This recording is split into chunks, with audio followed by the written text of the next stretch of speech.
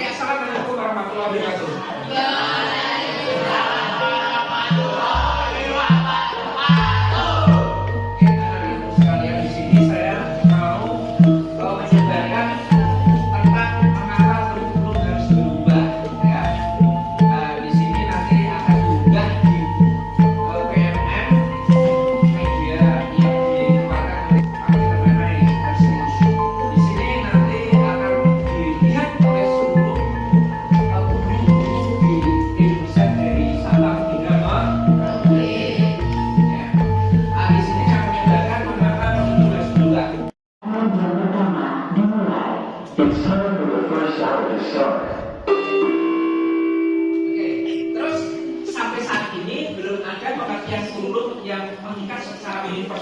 Masih banyak pengertian para ahli antara satu dengan yang lainnya masih berbeda.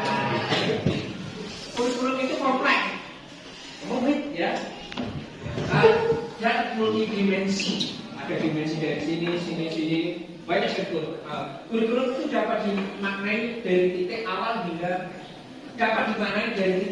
hingga sampai titik akhir pengalaman belajar murid dari kelas 7. Kalau kalian dari kelas 7 hingga kamu lulus, itu adalah terus kurikulum juga diibaratkan sebagai jantungnya pendidikan ya. Dengan adanya kurikulum itu pendidikan itu bisa berjalan lancar. Jika jantungnya lemah maka penyaluran tidak lancar dan berakibat fatal. Sekarang yang kedua, komponen kurikulum. Komponen kurikulum di sini ada tujuan. Tujuan kurikulum itu ada apa? Itu adalah alurnya dari tujuan pendidikan nasional, ya, dijabarkan dari kurikulum. Terus kontennya kurikulum itu apa? Cara dari awal hingga akhir itu cara-caranya, kontennya apa? Konten belajarnya bentuknya seperti apa? Modelnya seperti apa? Terus ada metodenya itu pembelajarannya itu kalau di SMP itu cocoknya apa?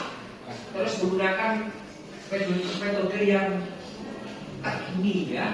Terus ada evaluasi. Pasti setiap kurikulum pembelajaran dari awal hingga akhir ada ujian ya. Tanpa ada ujian itu kurikulum belum berjalan secara maksimal. Umumnya berbagai negara mempraktikkan komponen kurikulum menjadi 3 bagian. Itu 1, tujuan pembelajaran, 2, panduan pedagogik, 3, panduan asesmen. Itu adalah kurikulum secara umum di dunia. Komponen kurikulum itu bisa untuk mendesain pembelajaran berdasarkan kebutuhan murid. Kebutuhan muridnya sebenarnya apa? Ya, itu didesain dalam kurikulum. Mulai dari apa yang harus dimiliki murid sampai proyeksi masa depan bagaimana mewujudkan kompetensi tersebut. Terus jadi sangat jelas murid menjadi acuan dari kurikulum itu sendiri. Maka pendidikan belajar yang menjadi satu pengembangan kurikulum. Acuannya adalah kalian. Sekarang fungsi kurikulum. Peran dan fungsi kurikulum adalah komponen penting dalam pendidikan nasional. Kurikulum sebagai pedoman dan acuan kita dalam pembelajaran. Maka fungsi kurikulum untuk memandu dalam proses belajar murid. Peran dan kurikulum dapat kita optimalisasi dalam kerangka 1. Mewariskan nilai dan budaya masyarakat yang relevan dengan masa budaya masyarakat itu juga harus lewat kurikulum. Mengembangkan sesuatu yang dibutuhkan saat ini dan masa depan. Kebutuhan saat ini itu dikembangkan. Kebutuhan saat ini apa? Itu didesain dalam kurikulum.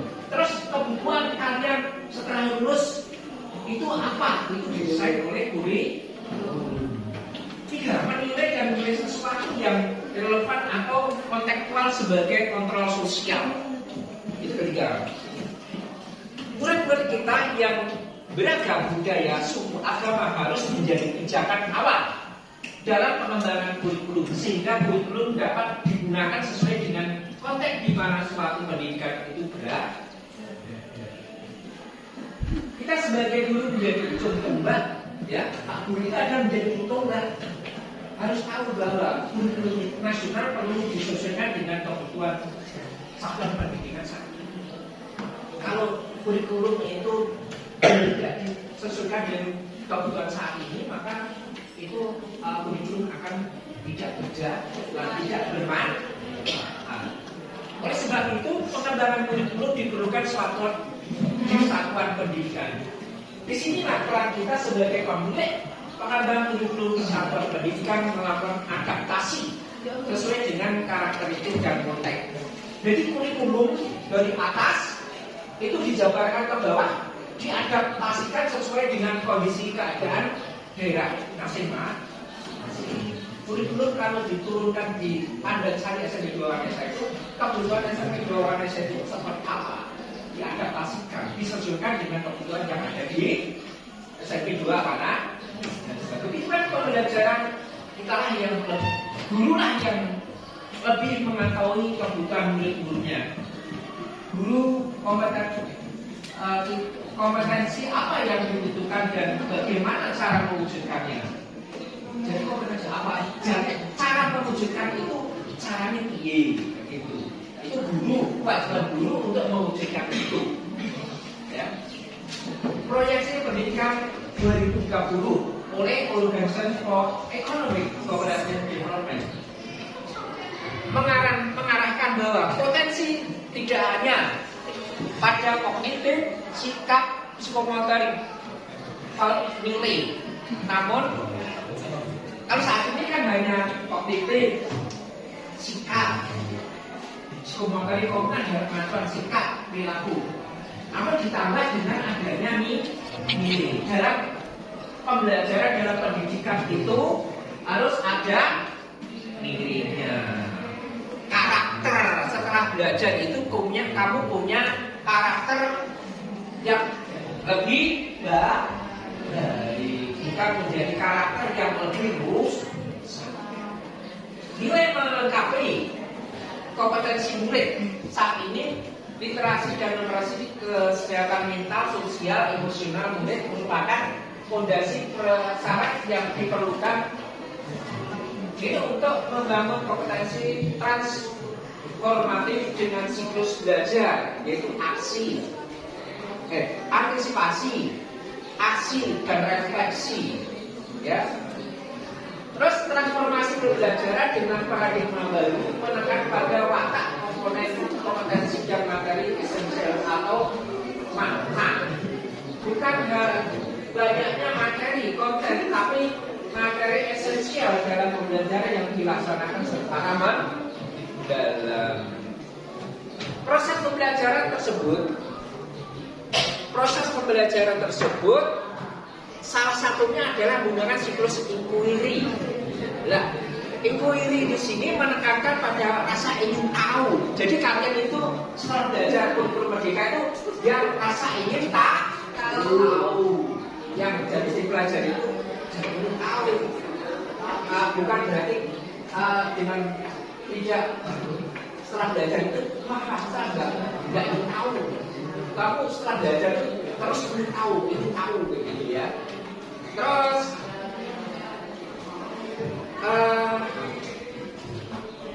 pertanyaan terbuka seperti mengapa, apa, bagaimana merupakan cara guru mensimulasi tujuan pembelajaran murid, mengeksplorasi apa yang mereka telah ketahui sehingga menghasilkan dampak yang bermakna dalam menyediakan penyelidikan yang mereka lakukan. Lalu seperti apa tujuan pembelajaran itu?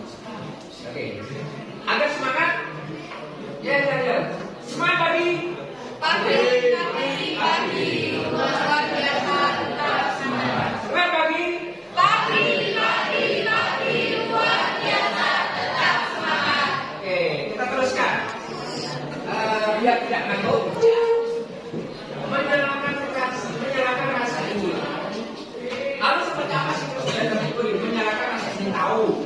Ya, itu adalah yang satu. Kedua, memilih organisasi, menganalisa, menerjemahkan dan mengkomunikasikan apa yang belajar pelajari dengan fokus pada keterampilan. Keempat, membuat koneksi mencoba dengan topik lain yang terkait dengan konteks diri murid. 5. Menyelami, mendalami, mendorong murid mengambil makna refleksi.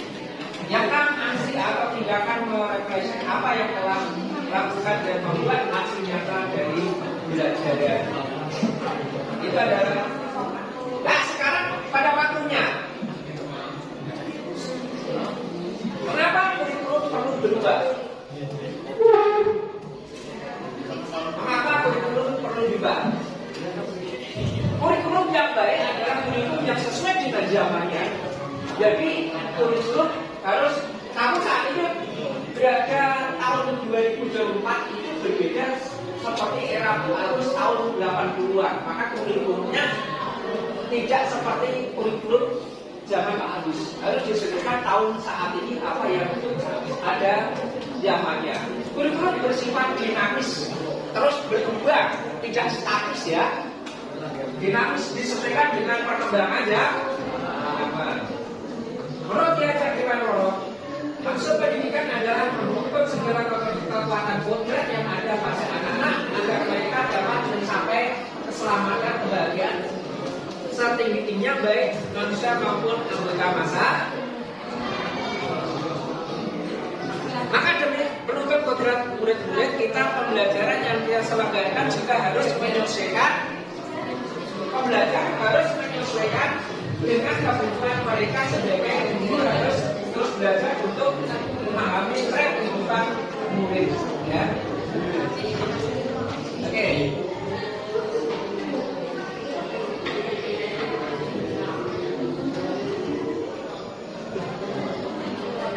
Maka jika yang tergolong generasi yang apa sebagai menyampaikan bahwa mereka sudah dipisahkan dengan media sosial.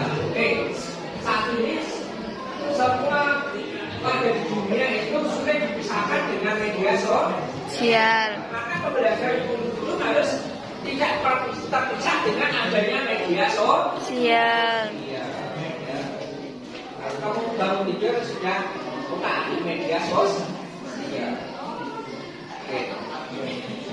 Agar menunjukkan dapat menunjukkan seluruh kompetensi semua pihak harus kolaborasi. Misalnya guru harus belajar memfasilitasi kebutuhan murid, orang tua memahami kebutuhan murid, begitu juga pemerintah daerah semuanya berpihak harus memahami perkembangan pendidikan. Adalah tugas dari pendidikan adalah memahami kalian. Jadi kebutuhan kalian itu apa? Wajib dari guru hingga kepala sekolah hingga bupati itu menyediakan kebutuhan sekolah itu apa. Terus sekarang adalah mengapa kurikulum harus diadaptasi? Adaptasi itu apa? Disesuaikan dengan kondisi yang ada. Adaptasi. Bagaimana kurikulum yang terhubung dengan pembelajaran di kelas? Jadi kurikulum itu secara umum itu masih umum. Maka untuk di kelas itu perlu diadaptasi dengan kondisi di kelas.